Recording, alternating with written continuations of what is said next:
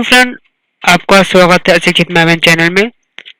आज हम 25 मार्च 2021 से करंट अफेयर्स लेकर आए हैं। कुछ महत्वपूर्ण जो घटनाएं हैं उसके बारे में हम चर्चा करेंगे। स्टार्ट करते हैं। पहला सवाल, छठी अनुसूची में शामिल क्षेत्र के बारे में हम डिस्कस करेंगे। आइए इसका छठी अनुसूची में शामिल क्षेत्र कुछ बारे में इसके बारे में जानते हैं। इसके बारे में कुछ हम इसका शामिल जो क्षेत्र है उसके बारे में हम चर्चा करेंगे। हाल ही में केंद्रीय गृह मंत्रालय द्वारा लोकसभा को सूचित करते हुए कहा कि वर्तमान में छठी अनुसूची में शामिल असम के क्षेत्रों में पंचायत प्रणाली लागू करने का कोई प्रस्ताव नहीं है। तो ये किसके, तो केंद्रीय गृह मंत्रालय के द्वारा ये कहा गया कि ये पंचायत प्रणाली लागू करने का कोई अभी प्रस्ताव नहीं है। इस संबंध में किए गए प्रयासों को संविधान 125वां संशोधन के विधेयक 2019 के तहत अगला इसी का तथ्य है कि 6 फरवरी 2019 के संविधान 125वां संशोधन विधेयक राज्य सभा के प्रस्तुत किया गया था। इस विधेयक के निर्वाचित ग्राम नगरपालिका परिषदों का गठन संबंधी में प्रावधान किया गया था। ये मैं छठा अनुसूची के शामिल क्षेत्र के बारे में डिस्कस कर रहे हैं। ये कुछ तथ्य हैं जो आपको जानना जरूरी है। तीसरा इसका पॉइंट है कि इस विधेयक में अभी भी क्रियाशील और राज्य के निर्वाचन आयोग द्वारा स्वीकृत परिषदों, ग्रामों और नगरपालिका परिषदों का चुनाव कराने जाने का प्रस्ताव करता है। चलिए इसके बारे में कुछ हम जानना कोशिश करते हैं। संविधान की छठी अनुसूची के बारे में हम क्या, इसके बारे में आखिर ये छठा अनुसूची क्या है, इसके बारे में हम कुछ डिस्कस करते हैं।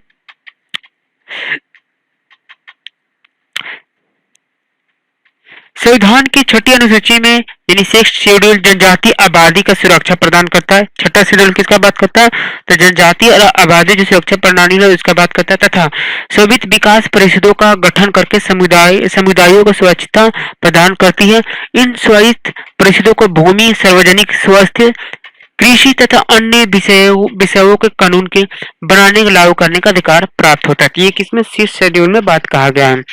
इसी चलिए अगला देखते हैं कि इसमें वर्तमान में असम, मेघालय, त्रिपुरा और मिजोरम राज्य में 10 स्वीकृत परिषद मौजूद है। ये विशेष प्रावधान संविधान का अनुच्छेद 244(2) किसके तहत, संविधान के अनुच्छेद 244 के 2 के तहत और अनुच्छेद 275 के तहत ये प्रदान किया गया है। चलिए इसी का भी अगला पॉइंट है कि छठा अनुसूची के अंतर्गत कुछ प्रमुख प्रावधान है जो अब सब हमको जानने का सभी लोग को जानना बहुत जरूरी है। राज्यपाल के लिए स्वीकृत जिलों को गठित करने का पुनः गठित करने का अधिकार होता है।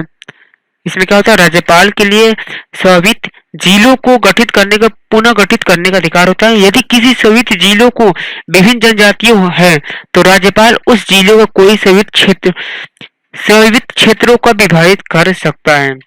आइए इसके संरचना कैसी है तो ये पढ़ लेते हैं। प्रत्येक स्वीकृत जिलों का एक जिला परिषद होता है जिसमें 30 सदस्य होते हैं। कितना, जिसमें 30 सदस्य होते हैं, जिनमें 4 राज्यपाल द्वारा नामित किया जाते हैं। 30 होते हैं जिसमें से 4 नामित किया जाता है, यानी 26 का ही होता है। तो 4 जो राज्यपाल के द्वारा नामित किया जाता है और सिर्फ 26 वयस्क मताधिकार आधार पर चुने जाते हैं। आइए इसका कार्यकाल के बारे में पढ़ते हैं। इसका कार्यकाल क्या है। निर्वाचित सदस्य 5 साल के कार्यकाल के लिए पद धारण करते हैं। कितना, 5 सालों के लिए। यदि परिषद को इसे पहले भंग नहीं किया जाता और मनोनीत सदस्य राज्यपाल के प्रसाद पद पर बने रहते हैं।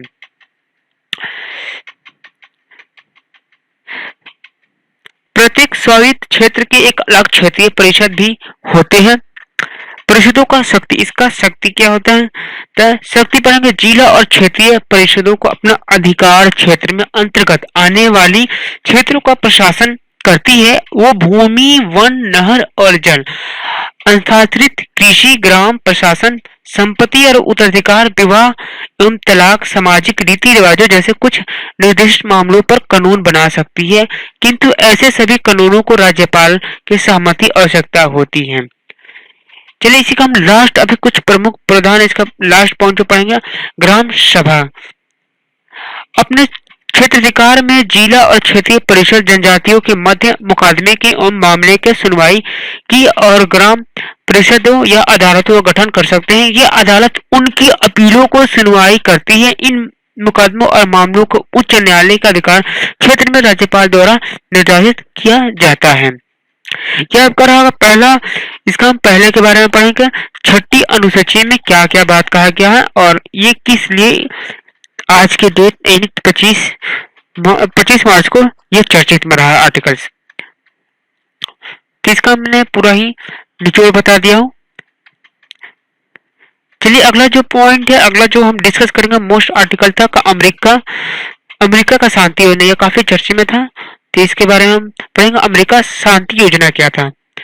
तो पढ़ते हैं, देखिए स्टार्ट करते हैं। अफगान राष्ट्रपति अशरफ गनी द्वारा, किसके द्वारा था, अफगान को जो राष्ट्रपति हैं अशरफ गनी द्वारा अमेरिकी शांति प्रस्ताव के प्रतितुर एक शांति योजना के तैयार की गई, जिसके तहत उन्होंने आगामी 6 माह के भीतर नए राष्ट्रपति चुनाव करने का प्रस्ताव किया। जिनके कितने 6 माह के भीतर नए राष्ट्रपति चुनाव करने का प्रस्ताव दिया गया था कि राष्ट्रपति अशरफ गनी ने कुछ दिन पूर्व अमेरिका द्वारा पेश किए गए एक शांति प्रस्ताव को नकार दिया था। राष्ट्रपति अशरफ गनी अगले महीने तुर्की में होने वाली एक सभा में अपना प्रस्ताव खुलासा करेगा कि अमेरिका प्रस्ताव को अस्वीकार करने का संकेत भी होगा, जिसमें उनकी निर्वाचित सरकार को अंतरिम प्रशासन द्वारा प्रतिस्थापित करने का प्रस्ताव किया गया। तो हम अमेरिका शांति योजना के बारे में पढ़े थे। अभी इसी का अगला जो अमेरिका तालिबान शांति समझौता हुआ था, इसके बारे में पढ़ेंगे। अमेरिका सरकार और तालिबान के बीच 29 फरवरी 2020 को एक शांति समझौता के पर हस्ताक्षर किए गए थे। कब? 29 फरवरी 2020 को। इस समझौते में अमेरिका तथा उत्तरी अंटार्कटिका संधि संगठन नाटो के सैनिकों को अफगानिस्तान से वापस बुलाने की मांग की गई थी। अगला है कि अफगानिस्तान में शांति को भारत के लिए महत्व क्या है। अफगानिस्तान में शांति को भारत के लिए महत्व क्या है, भारत के लिए महत्व है। चलिए इसके बारे में कुछ पढ़ते हैं। भारत द्वारा अफगानिस्तान का अस्थायी शांति स्थिरता स्थापित करने हेतु सिरे से प्रयास करने तथा बाहरी रूप से प्रायोजित आतंकवाद और हिंसा के समाप्त करने का आह्वान किया गया है। आर्थिक रूप से ये भारत के लिए तेल खनिज संपन्न मध्य एशियाई गणराज्य का प्रवेश द्वार है। पिछले 5 वर्षों में अफगानिस्तान भारतीय विदेशी सहायता प्राप्त करने वाला दूसरा सबसे बड़ा देश बन गया। पिछले 5 वर्षों में अफगानिस्तान भारतीय विदेशी सहायता प्राप्त करने वाला कौन सा दूसरा सबसे बड़ा राज्य बन गया। समझौते के लिए कुछ महत्वपूर्ण सिद्धांत थे। अमेरिका जब शांति योजना होती है, इसके समझौते के लिए कुछ महत्वपूर्ण सिद्धांत पढ़ते हैं। इसके बारे में क्या था इस समझौते में महत्वपूर्ण।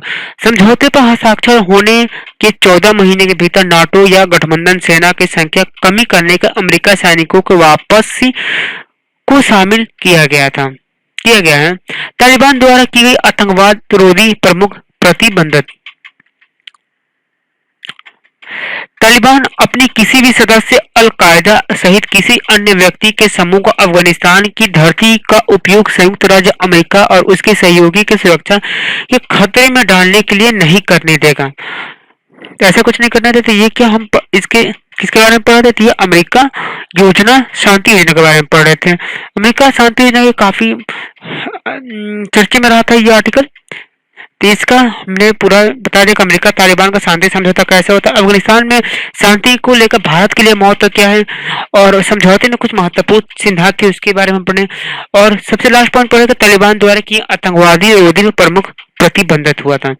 अब पढ़ेंगे UNHRC के बारे में पढ़ेंगे। ये क्या है? तो ये एक संयुक्त राष्ट्र मानवाधिकार परिषद का पुनर्गठन वर्ष 2006 के इसकी पूर्ववर्ती संस्था संयुक्त राष्ट्र मानवाधिकार आयोग UN commission on the human rights के प्रति विश्वसनीय का अभाव को दूर करने का सहायता करने हेतु किया गया था। इसका मुख्यालय कहाँ था? इसका मुख्यालय जेनेवा जो स्विट्जरलैंड में स्थित है। स्विट्जरलैंड कहाँ है? तो स्विट्जरलैंड में स्थित है। अगला पढ़ेंगे UNHRC के कार्य क्या है। इसका कार्य क्या है? इसका मुख्यालय कहाँ पर है? तो जेनेवा स्विट्जरलैंड में पड़ता है। जो परिषद द्वारा संयुक्त राष्ट्र के सभी 193 सदस्य की सार्वभौमिक अवधि समीक्षा यूनिवर्सल पीरियडिक रिव्यू यानी UPR के माध्यम से मानव अधिकार संबंधी विषयों को गैर बाध्यकारी का प्रस्ताव पारित करता है। इस विशेष देश में मानवाधिकार उल्लंघन हेतु विशेष के जांच की देखरेख करता है। तो ये रहा आपके यूएनएचआरसी के कार्य। और इसका यूएनएचआरसी के बारे में कुछ हम जानेंगे। इसका मुख्यालय कहाँ थे? जेनेवा स्विट्जरलैंड में पड़ता है। इसमें कितना सदस्य होते हैं? तो 193 सदस्य होते हैं। अब जो पढ़ेंगे आपको एक मैंने इसमें अलग करंट अफेयर्स निकाल लाया हूँ। 2 ऐसे आर्टिकल्स, 3 ऐसे आर्टिकल जो बहुत ही महत्वपूर्ण थे, उनका पूरा व्याख्या, पूरा एक्सप्लेनेशन करता हूँ। उसके बाद मैं एक और इसमें ऐड किया हूँ कि इसमें एमसी क्वेश्चन होगा जिसका उस आंसर का पूरा व्याख्या होगा। उसके बाद एमसीक्यूज होगा। तो आपका 5वां सवाल है। देखिए, विशेष अधिकार प्रस्ताव के बारे में निम्नलिखित कथनों पर विचार कीजिए। अब इस विशेष अधिकार प्रस्ताव जो है इसके बारे में विचार करेंगे। पहला है यानी ऑप्शन ए है, इस केवल लोकसभा को प्रस्तावित किया जा सकता है। इसे केवल लोकसभा में प्रस्तावित किया जा सकता है। ऑप्शन बी है, कोई भी नोटिस हाल ही में घटना से संबंधित होनी चाहिए। ऑप्शन सी है, अध्यक्ष विशेषाधिकार प्रस्ताव की जांच के प्रथम स्तर होता है। ये विशेषाधिकार प्रस्ताव के बारे में बात होगी। इसमें किन से कथन में से ये सही है? तो हम पढ़ेंगे उपरोक्त कथनों में से कौन सा सही है। तो इसका ऑप्शन ए है ए और बी, ऑप्शन बी है ए और सी, ऑप्शन सी है बी और सी, ऑप्शन डी है ए बी सी। तो इसका बात हम करेंगे तो ऑप्शन ये आपका ये बी और सी दोनों चाहिए। यानी कोई भी नोटिस हाल ही में घटना के संबंधित होना चाहिए। अध्यक्ष विशेषाधिकार प्रस्ताव की जांच का प्रथम स्तर होता है। ये विशेषाधिकार प्रस्ताव के बारे में ये दोनों कथन सही है। ये कथन बिल्कुल गलत है। तो आइए बी और सी को ढूंढते हैं कहाँ पर है। तो आपका ये रहा ए और बी नहीं होगा, ए और सी नहीं होगा, ऑप्शन सी बी और सी नहीं थे, ये सही है। तो ये आपका ये राइट आंसर होता है। आइए इसका व्याख्या करते हैं हम। इसका कुछ बारे में इसका पढ़ते हैं कि आखिर बी और सी कैसे हुआ। देखिए इसका व्याख्या में दिखा दिया हूँ। ये व्याख्या करता हूँ। लोकसभा नियमावली का अध्याय 20 के नियम संख्या 222 और राज्यसभा के नियमावली अध्याय 16 के अधिनियम संख्या 187 विशेष धारा का नियंत्रण करती है कि इसमें कहा गया कि अध्यक्ष या सभापति के सहमति से कोई सदस्य या सदन उसकी किसी सहमति के विशेषाधिकार उल्लंघन से संबंधित प्रश्न उठा सकता है। हालांकि नियम ये कहता है कि किसी भी नोटिस का हाल ही में घटना से संबंधित होना चाहिए और उस पर सदन द्वारा हस्तक्षेप करना चाहिए। अध्यक्ष राज्यसभा के सभापति की क्या भूमिका है? अध्यक्ष और सभापति राज्य का सभापति क्या भूमिका है? तो अध्यक्ष सभापति विशेषाधिकार प्रस्तावों को जांच करने वाला पहला स्तर होता है। कौन? अध्यक्ष जो सभापति विशेषाधिकार उनका पहला स्तर होता है जांच करने का। अध्यक्ष सभापति के स्वयं विशेषाधिकार प्रस्ताव का पर निर्णय ले सकते हैं। यह उसे संसद के विशेषाधिकार समितियों को सदस्यित कर सकते हैं। यदि अध्यक्ष सभापति नियम 2022 के तहत सहमति देते हैं तो संबंधित सदस्यों को एक लघु वक्तव्य देने का अवसर दिया जाता है। छठा देखेंगे, छठा सवाल, ग्रेट इंडियन फास्टेट के बारे में निम्नलिखित कथनों पर विचार कीजिए। किसके बारे में विचार करें? किसके? ग्रेट इंडियन फास्टेट के बारे में। तो आइए ऑप्शन ए क्या है? ये भारत के सबसे भारी उड़ने वाले पक्षियों में से है और वन जीव संरक्षण अधिनियम के तहत संरक्षित है। ऑप्शन बी है उन्हें IUCN रेड डेटा अनुसूची द्वारा गंभीर रूप में लुप्तप्राय के रूप में वर्गीकृत किया गया है। उपरोक्त कथन में से कौन सा कथन सही है? तो ये आपका IAS के लिए, मिशन IAS के लिए बहुत नहीं, IAS के लिए बहुत ही महत्वपूर्ण क्वेश्चन है। देखते हैं पहला जो ऑप्शन क्या है, केवल ए सही है। यह ऑप्शन बी केवल ए और बी दोनों सही है। ऑप्शन टी जो ना तो ए सही है ना तो बी सही है। तो आइए इसका सही आंसर है, मैं बता दूं कि केवल ए, यानी केवल ए जो नंबर कथन है जो इसमें ए दिया वही सही है। तो ये भारत के सबसे भारी उड़ने वाले पक्षियों में से है और वन जीव संरक्षण का अधिनियम के तहत संरक्षित है। आइए इसका व्याख्या पढ़ते हैं। ग्रेट इंडियन बास्टेड बड़े पक्षी होते हैं जिनके सिर पर अद्वितीय काली टोपी होती है और भारतीय उपमहाद्वीप में पाया जाता है। कहाँ पर? भारतीय उपमहाद्वीप में पाया जाता है। ये देश के सबसे भारी उड़ने वाली पक्षियों में से एक है। कौन सा देश का सबसे भारी उड़ने वाली पक्षियों में से एक है और वन्य जीव संरक्षण अधिनियम के तहत संरक्षित है। वन जीव प्रभाग की रिपोर्ट के अनुसार भारत इनकी आबादी लगभग 1.5 से ही शेष रही है। सुप्रीम कोर्ट ने गुजरात और राजस्थान को घटती प्रकृति और आवासों के बीच में बिछाई गई बिजली लाइनों को टकराकर मारने वाले ग्रेट इंडियन बास्टेड के मामले में हस्तक्षेप किया है। तो आपका रहा दो क्वेश्चन जो एक्सप्लेनेशन जो व्याख्या के साथ दिया हूँ। तीसरा जो आपका पहला और दूसरा क्वेश्चन था, पहला दूसरा तीसरा चौथा, वो आपका पूरा फुल जो चर्चे में प्रमुख चर्चे में था, जो आर्टिकल्स जो महत्वपूर्ण चर्चे में था, जो जानना बहुत जरूरी था।